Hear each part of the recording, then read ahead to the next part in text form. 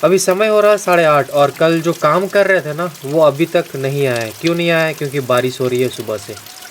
तो पता नहीं आज हमारा जो वेरिफिकेशन का काम है वो ख़त्म हो पाएगा या नहीं हो पाएगा, समझ में नहीं आ रहा है। और मुर्गियों को मैंने बाहर निकाल दिया। यहाँ पे 1-2 मुर्गियाँ आपको दिख रही होंगी, वाइट वाली मुर्गी, और यहाँ पे ये मुर्गी।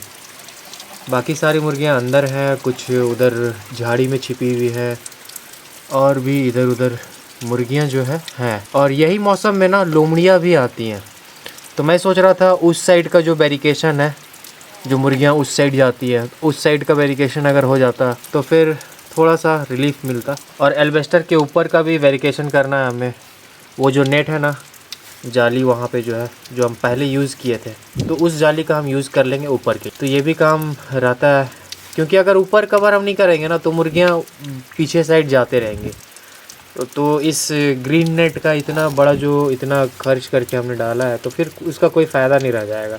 मुर्गियाँ, एक भी मुर्गी जो है ना वो बाहर नहीं जानी, तभी हमारा जो बैरिकेशन है वो सही हो पाएगा। और यहाँ पे ये हमारी सबसे पुरानी मुर्गी वाइट कलर में है, और ये एक हल्का ब्राउन में, ये बड़ी वाली मुर्गी हमारी सबसे पुरानी मुर्गी है। तो वेट करते हैं बारिश छूटने का। अगर बारिश छूट जाता है ना तो हाफ़ टाइम के लिए भी हम उनको बुला लेंगे, लेकिन आज हम उनको बुला लेंगे। अगर बारिश रुकती है सेकंड हाफ में तो हाफ़ टाइम का हम उनको पेमेंट करेंगे, और हाफ़ टाइम के लिए ही ना एटलीस्ट उस साइड का बैरिकेशन हम करवा देंगे, और ऊपर का बाकी आगे का अगर बाकी भी रहेगा तो वो हम बाद में करवा सकते हैं। तो ये काम हम करेंगे, देखते हैं कब बारिश छूटती है। अभी थोड़ी सी बारिश ना कम हुई है तो मैंने इनको फीड दिया हुआ है, और सारे जो है फीडिंग कर रहे हैं। और इधर मुर्गी जो है घुस गई अंदर। हाँ चलो बाहर जाओ, चलो बाहर। हाँ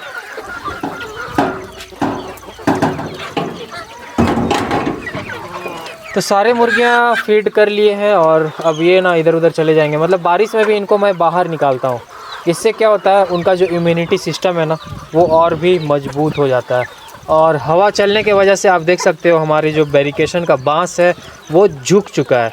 तो इसमें ना हमें, वहाँ पे मैंने एक डाला है, ये देख सकते हो बैम्बू मैंने डाला हुआ है। तो वैसे ही ना सारे बैम्बू में हमें सपोर्ट देना होगा। मतलब अगर आप ग्रीन नेट डालते हो तो सपोर्ट बहुत ज़्यादा ज़रूरी है, क्योंकि ये ना हवा को पकड़ता है, और हवा को जहाँ पकड़ा मतलब कि बैम्बू को वो गिरा देगा। तो इसका हमें ख्याल रखना है। और अच्छा हुआ कि एक एक्सपेरिमेंट हो गया, हमें पता चल गया कि ऐसा हो सकता है। तो सारे जगहों पे ना हम ये काम करेंगे, दोनों साइड से, उस साइड से भी हम देंगे और इस साइड से भी हम सपोर्ट देंगे, ताकि जो ग्रीन नेट डाल रहे हैं हम, जितना भी आंधी पानी आए वो झुके नहीं। और यहाँ पे हमारा वाइट वाला असील मुर्गा आ गया है, और ये रही वो मुर्गी जो बीमार थी। तो ये अभी ठीक ठाक लग रही है, और सारे मुर्गे अभी भींग चुके हैं। उधर हमारा कड़कनाथ हमारा भींग चुका है, और इधर हमारा माला मुर्गा भींगा हुआ है, और मुर्गियाँ उस साइड चली गई हैं फीड करने के बाद। तो बीच बीच में हमें राउंड अप करना होगा, नहीं तो लोमड़ियाँ पक्का है कि 1-2 मुर्गियाँ ले ही जाएंगी ऐसे मौसम में खासकर। और यहाँ पे रोमियो और अलीना भी फीड कर चुके हैं दोनों। मुझे नहीं लगता है कि बारिश आज छूटेगी और हमारा बैरिकेशन का काम जो है वो आज कंप्लीट हो पाएगा। मतलब ऐसा ही पेंडिंग रहेगा, बारिश में काम हो भी नहीं पाता। यही अगर घर के अंदर काम होता तो हो जाता, लेकिन बाहर का काम है, बारिश में नहीं हो पाएगा। तो देखते हैं, कल से इंशाल्लाह हमारा काम जो है वो कोशिश करेंगे हम कंप्लीट करने का। अभी समय 4 बज रहा है और बारिश ना छूट चुकी है, और सारे बर्ड्स इधर उधर हैं। तो इनका हमें ख्याल रखना होगा अभी भी, क्योंकि हमारा जो बैरिकेशन है वो हमारा कंप्लीट अभी तक नहीं हुआ है। और दोस्तों मुझे कमेंट्स आ रहे थे कि आपका जो पैरेट बिक मुर्गा है वो कैसे ठीक हुआ है, मतलब हमने इसका ट्रीटमेंट कैसे किया है, और जो भी पैर का प्रॉब्लम है वो कैसे दूर होगा। तो वो सारा चीज़ के ऊपर ना हम आज डिस्कस करेंगे। तो ट्रीटमेंट के ऊपर बात करने से पहले ना मैं सिर्फ एक बात बोलना चाहूँगा, और बात यही है कि आपने देखा होगा जो भी मेडिसिन्स के ऊपर मैंने वीडियोस बनाया है, जैसे हो गया CRD के ऊपर हो गया, कोराइज़ा के ऊपर हो गया, और भी कॉक्सीडायोसिस के ऊपर हो गया। तो जितने भी बीमारी के ऊपर मैंने बनाया है तो उसमें देखिएगा व्यूज़ जो है ना वो काफ़ी अच्छे आए हैं। मतलब CRD वाले में लगभग लाख से ऊपर है, आप जाके देख सकते हो, चेकआउट कर सकते हो। डिजीज़ एंड ट्रीटमेंट के ऊपर मैंने अलग से ही प्लेलिस्ट बनाया हुआ, तो उसमें आप जाके चेक कर सकते हैं। तो मुझे लगता है ना कि मान लीजिए 1 लाख से ऊपर व्यू है, तो उसमें से 50,000 लोगों को भी हेल्प हुआ होगा उस वीडियो से, कंफर्म है। इतने लोग तो मतलब हेल्प उनको हुआ होगा। और ऐसे वीडियोस वही लोग देखते हैं जिनको प्रॉब्लम होता है। मान लीजिए उनको ज़रूरत है, जैसे उनके मुर्गियों में CRD आया हुआ है, तो वो CRD के ऊपर ही सर्च मारेंगे, देखेंगे वैसा वीडियो ही। तो मेरा बस यही बोलना है ना कि अगर 50,000 लोगों को भी अगर फ़ायदा हुआ है, तो अगर 50,000 लोग भी अगर सब्सक्राइब कर दिए होते मेरे चैनल को, तो अभी तक सब्सक्राइबर बहुत ज़्यादा हो गया होता। और सब्सक्राइब करने में सच बता रहा हूँ, पैसा नहीं लगता है, बस क्लिक करना होता है। तो अगर मेरे वीडियोज़ से आपको अगर कुछ फ़ायदा मिल रहा है, तो इतना तो आप कर ही सकते हो कि भाई चलो सब्सक्राइब कर देते हैं एटलीस्ट चैनल को। लाइक भी कर सकते हो, अगर लाइक करने लायक हो वीडियो तो लाइक भी ज़रूर करें। तो अगर मेरे इस वीडियो से अगर थोड़ा सा भी कुछ फ़ायदा हो ना आपको, तो सब्सक्राइब ज़रूर कीजिएगा चैनल को। अगर फ़ायदा नहीं है तो मत कीजिएगा, लेकिन अगर फ़ायदा हो तो। इसका जो पैर वाला प्रॉब्लम है वो सॉल्व नहीं हुआ है, उसके बारे में हम बात करेंगे। पहले हम मेडिसिन के बारे में बात कर लेते हैं। तो जो पहला बीमारी था वो था CRD, जो खरखर कर रहा था हमारा पैरेट बिग मुर्गा। उसके बाद इसके आंखें बंद हो गए, मतलब कोराइज़ा। तो मैंने बाद में सोचा कि कोराइज़ा है, तो कोराइज़ा का फिर ट्रीटमेंट मैंने किया पहले। तो 2 दिन तक मैंने जेंटामाइसिन दिया। इसके ऊपर मैंने पहले से वीडियो बनाया हुआ है कोराइज़ा के ऊपर, वो भी वीडियो ना अब जाकर चेकआउट कर सकते हैं।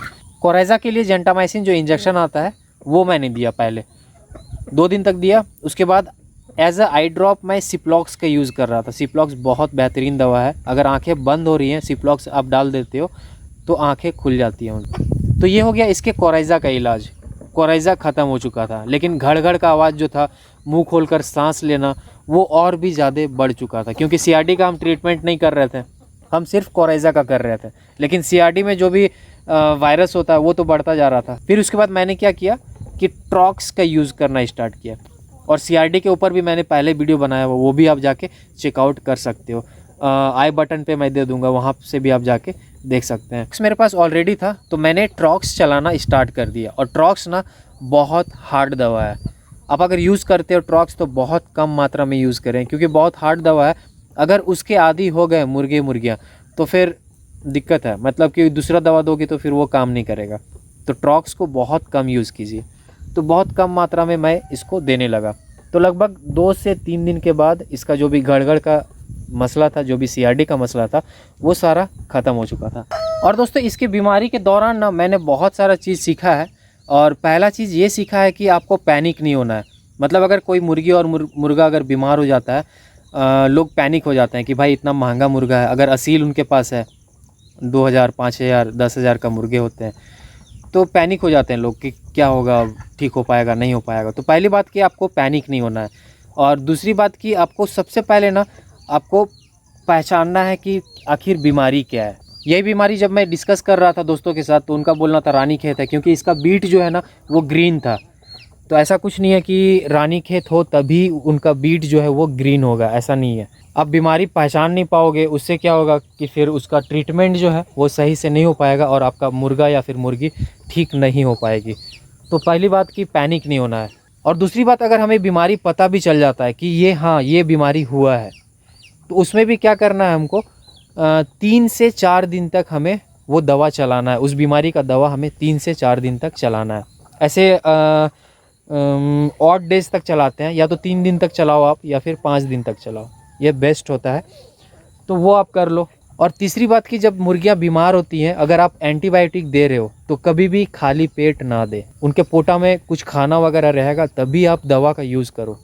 अगर उनका पोटा खाली रहेगा तो दवा जो है वो काम नहीं करेगा।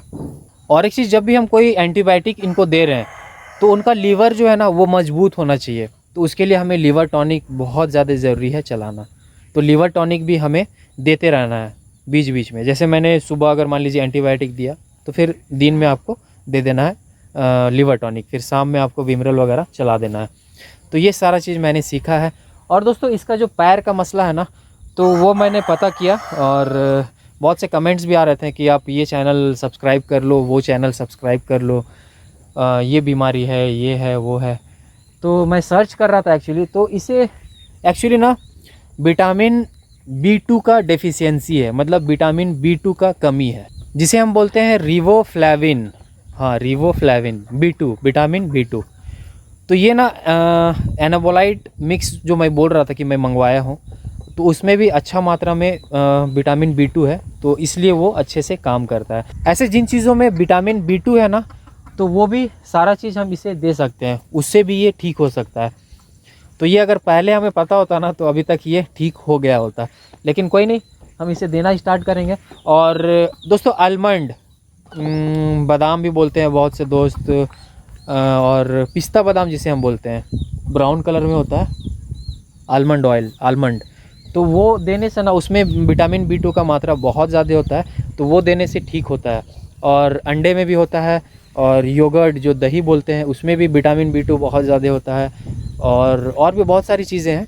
तो अभी फ़िलहाल मैं सोच रहा हूँ आलमंड ही सही रहेगा, उससे क्या होगा कि उसको थोड़ा सा एनर्जी भी मिलेगा और विटामिन B2 भी मिल जाएगा। और बारिश के वजह से ना हमारे जो बैरिकेशन का काम था वो भी पेंडिंग रह गया है, तो वहाँ तक सिर्फ हमारा बैरिकेशन का काम हुआ है। और इसमें भी एक प्रॉब्लम है कि अगर मान लीजिए जोर का हवा चलता है, बारिश होती है, आंधी आता है, तो जो बैम्बू है ना वो पूरा झुक गया है अभी, तो उनमें भी हमें सपोर्ट देना है ताकि सही से हमारा जो बैरिकेशन है वो खड़ा रहे। तो उसके लिए देखते हैं कोई अच्छा सा उपाय लगाते हैं। तो ऐसे ही सारा चीज़ का अपडेट हम आपको देते रहेंगे, बस ऐसे ही सपोर्ट करते रहिए।